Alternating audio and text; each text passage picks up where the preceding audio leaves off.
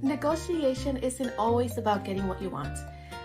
It is mainly and most importantly a way to build good relationships with other people. It's also about creating value so that other people can trust you.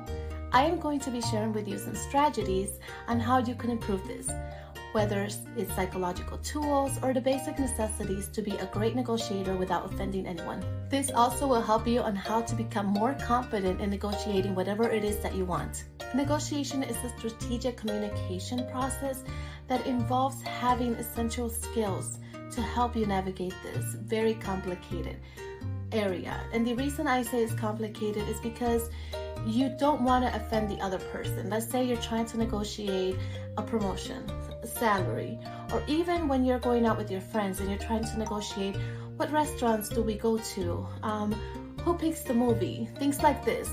It doesn't have to work just in the corporate or business world. It can also help you build great relationships with your friends and coworkers or whoever it is that you're trying to negotiate stuff with. You need a blend of tactics and interpersonal skills that I am going to share with you to help you on this journey. Successful negotiators employ specific and various strategies, and I'm going to share with you some of them. You have to have a win-win approach. And what does this mean? This means that you focus on creating value for both parties, not just for yourself. This is where I go back to building strong relationships where you don't offend or upset the other person. So this is why it's important to focus not only on what you want, but also to make it comfortable for the other person to say, okay, let's go your way, or let's do it your way and see how it goes. But if you go at it the wrong way, you're not going to have much luck with it. You also need to have a best alternative to negotiating agreement, also known as BATNA. And this is about knowing your BATNA because it gives you leverage. Also, compromise. This is not a question. Everyone should know how to compromise. This is finding middle ground when interests conflict, and this will help you greatly in this journey as well. Negotiation skills. Okay, active listening is one of the most important ones because you need to understand the other party's perspective and concerns, not just yours. So let's say you are planning a special dinner for your staff and you are part of it and in charge of it, but you're not alone. You see your boss asks you to you and your coworker to work together on this special event that you both have to plan for your staff. But it could also be that. It could also be you and your best friend planning something for your other best friend, or planning a wedding, or even helping plan a birthday party, or for someone special. Anything like this will qualify as negotiation. Even though you don't see it that way, it really is all about negotiating, especially when you're not working alone. Problem solving. This is working together to find creative solutions to a problem, and this is self-explanatory. So you work with the other person, you listen, and this is where active listening also comes in place, because you need to listen to the other person and see what do they have to offer. And if you guys don't agree, then this is where problem solving comes hand in hand. And if you have excellent problem solving skills, this will help you become a better negotiator. Also, communication. Articulate your needs clearly and perspectively. You need to learn how to communicate better. And you probably have skills on this, but you don't realize how important they are until you're set in a situation where you have to use these skills to advance in your career, or even, like I said, in your personal life as well. You know, it's all about how do you talk to people? How do you make them listen in a productive way where they don't get upset with you, where you don't get upset with them, and everyone could get along and communicate better. Sometimes the way that you respond to people is the way that people respond to you, and vice versa. The way that people respond to you is the way that you respond to them as well. So this all works together, and this is why having communication skills is very crucial when you're negotiating something, and whatever it is. Using negotiation analysis to prepare for whatever it is that you're doing. Why is preparing for negotiation crucial? You might think, this doesn't make any sense. You prepare for a presentation or for a huge project, or if you have to do public speaking, that's where you prepare. Why would you prepare for negotiation? This is very crucial, and I will tell you why it is good to set goals. How are you going to go to whatever it is that you're trying to negotiate without really knowing what you're going to say?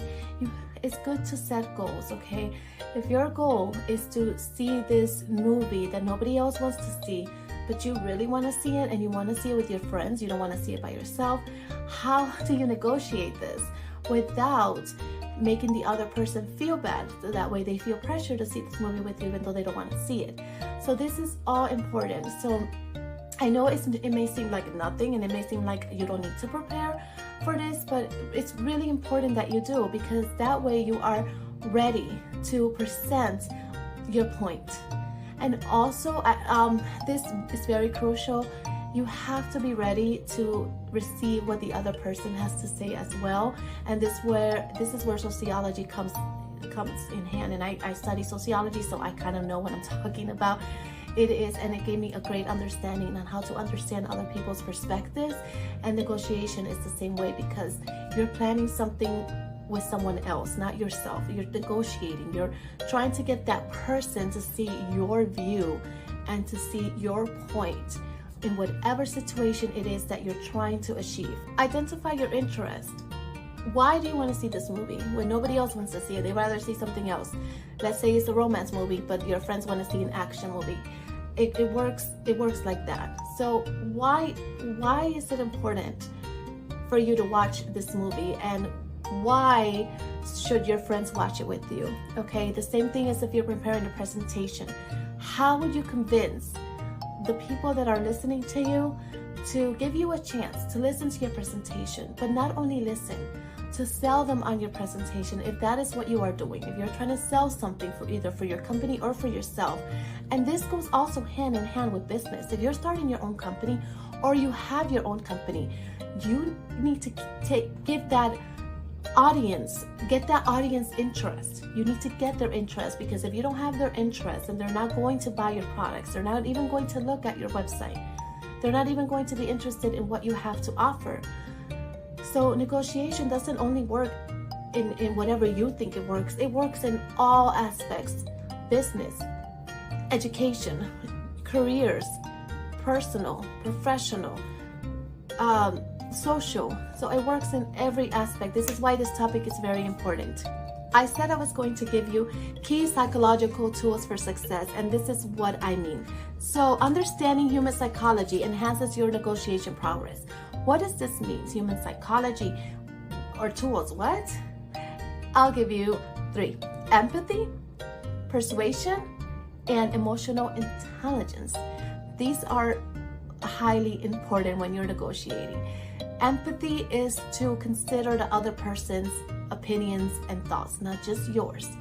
Okay, again, let's go back to our scenario of watching a movie that you want to see and nobody else wants to see.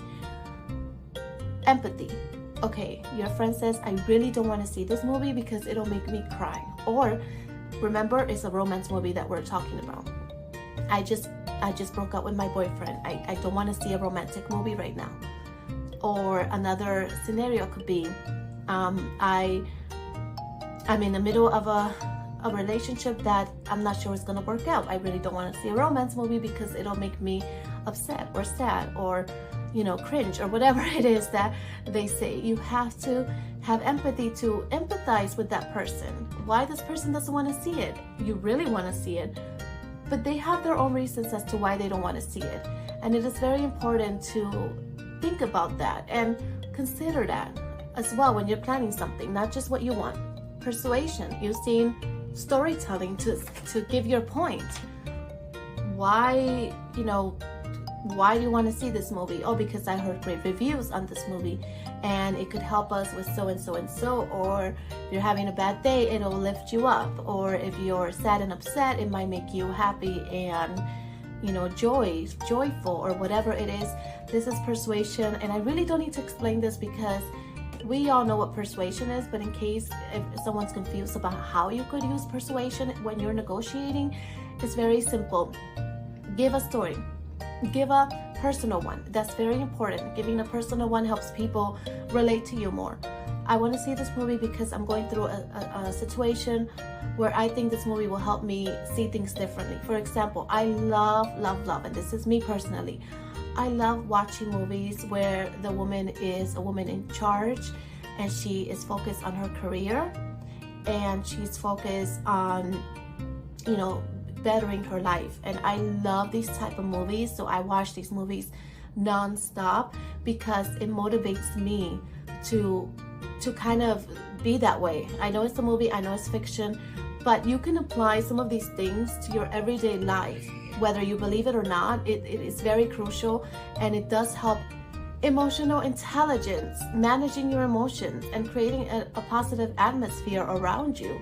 You don't have to be a genius like Einstein to have people gravitate towards you, to have people say, I like being around this person because that person knows what they're talking about.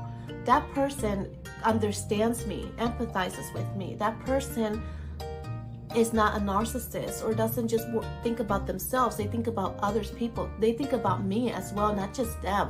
They try to negotiate their point, but they also listen to me. And this is very important to have when you're trying to negotiate, because people do pick up on that, believe it or not.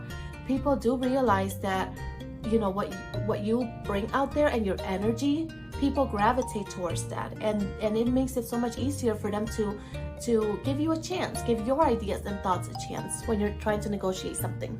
I believe that practice is essential when you're trying to negotiate or work on your negotiation skills in whatever it is that you do. Remember, this doesn't just apply to your professional life, this also applies to your personal life. Let's say you're trying to convince your husband or your partner to go out on a vacation. Let's say you want to go to Italy and he wants to go to Miami, for example.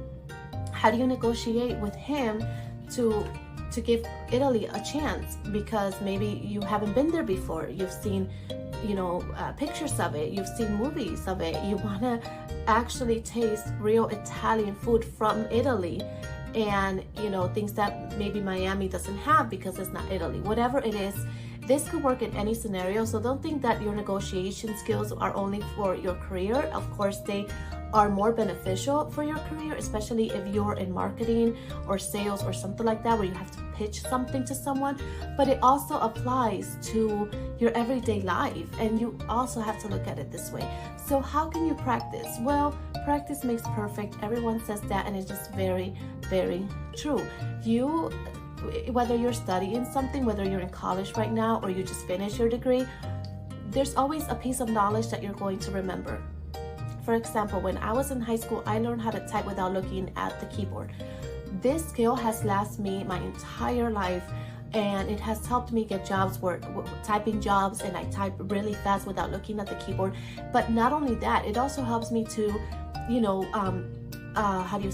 to get expertise in other keyboards, because not every keyboard is the same, believe it or not. There's different keyboards, especially when you're using a laptop versus a desktop. It is different. But since I already have these skills and I kind of know where to position my fingers, I know, I could use any keyboard and still type without looking at the screen. And I have practiced this even after I graduated from high school so many years ago, and I'm not going to say how many years, but I'm just saying these skills will follow you. So if you practice every day, which I have since I stopped high school, I kept practicing my keyboard skills. And guess what? They're still with me, and they've helped me, like I said, land typing jobs where I have to type a certain, minutes per hour, whatever it's called. I know, it's helped me, and this is why, because I keep practicing. Now, if I don't use a keyboard or if I don't use anything, I will forget, because there was like a year, I believe, that I stopped using computers and everything. I just wanted a full break. I was going through a lot of things, and I didn't want to be in social media at all. And I'll make another video about this at some other point. But I was going through something where I kind of wanted to be someone else. I wanted to be this huge person that everyone knows. Okay, I wanted to be famous. I wanted to be known. And I saw people that were already living that lifestyle, and it made me feel a certain way. So I just got off of social media because I'm like, I'm feeling this way, I'm feeling down, and it's not helping me at all to succeed or to move forward in life. So I took a chance to stop all computers. I wasn't working as in anything that had to do with computers. So I was, and then when I got back, I kind of forgot a little bit on where to position my fingers to where I didn't have to look at the keyboard. So when I stopped practicing, I had to kind of retrain my brain and practice again and all over again so that I could fully remember and get back to that stage where I was before I stopped. The same with a language. I went to France for 2 months. I learned how to say milk, train,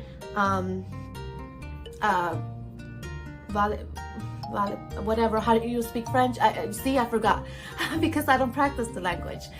So I forgot. When I was there, I knew a lot. I mean, no, I didn't know a lot, but I knew enough to get by. Once I came back to the States, I forgot everything because I wasn't practicing the language anymore. So it works the same with negotiation. If you start practicing it, you're not going to fully remember everything. This is why this is important. And just remember, negotiation is a skill that can be used over time. Just because you use it once or twice doesn't mean that you're never going to use it again. You never know when the opportunity is going to conclude where you're going to need to negotiate something with someone. You never know when you're going to get that promotion and then you have to negotiate your salary because you don't feel that the salary that you're getting is well enough with what you deserve. And this is where you have to negotiate. Again, back to personal life. You want to go to Italy, your husband wants to go to Miami. How do you both come up with a conclusion? You state your points, he state his points, but also you also have to remember that you both have to compromise. And it cannot only be what you want or what he wants. It has to be a compromise and negotiation. Like you state your points, he state his points, having empathy for his decisions. He says, I don't want to go to Italy because I've been there before with an ex or whatever. Or I don't want to go to Italy because I've been there and I had a bad experience with the people or the culture, whatever it is. This is showing empathy, and you say, okay, I understand. So I don't want to go to Miami because we've been there so long. We've been there like 5 times already. Can we try something else? If it's not Italy, then can we try London or Germany or Madrid or whatever it is? And this is showing empathy as well. And persuasion, how to persuade the person that you're trying to convince to do what you ask, but in a way that is respectful and understood by both parties, or however many parties are involved. So if you found these negotiation skills and strategies helpful, and you feel like you learned something, or you want to learn something else about something else, or if you want me to continue this topic as well and go more in depth, please subscribe to my channel and like. I am new here and I am trying to bring you positive content where you can learn something to help you thrive in life, and that is my goal. I want to help you succeed in whatever situation you are in currently in your life, whether you're transitioning to a new career, whether you're transitioning to being single, whether you're transitioning to getting married and sharing your life with someone else. Whatever it is, it's very important to keep a successful mindset and to always try to thrive and be the best that you can be in whatever stage you are in life. Thank you so much for watching, and I really hope to see you soon in my next video. Laters! And always stay curious.